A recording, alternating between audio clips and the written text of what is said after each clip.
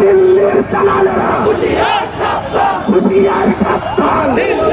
যে আশা আকাঙ্ক্ষা ছিল তা পূর্ণ করতে ব্যর্থ হয়েছেন।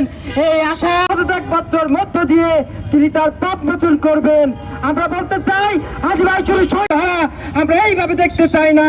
আমাদের শহীদ হবে আমাদের বাইরে রাজপথের মধ্য দিয়ে। ভারাক্রান্ত মন নিয়ে আমরা এখানে উপস্থিত হয়েছি। বিপ্লবের পর থেকেই দেখেছি যে আমরা এক একভাবে হত্যা হামলার শিকার হয়ে গেছে। আমরা একটা সুন্দর বাংলাদেশ গড়ার প্রত্যয় নিয়ে বিপ্লব করেছিলাম, সেই আজ বিপ্লবীদের জীবন বিপন্ন।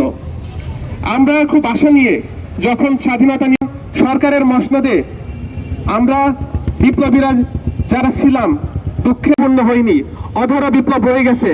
এই বিপ্লব যেহেতু পরিপূর্ণ হয়নি, সামনে হয়তো আরো ফাঁকি দিবে তোমরা সহ ফ্যাসিবাদী গুপ্ত সংগঠন কিন্তু পালাবার জায়গা খুঁজে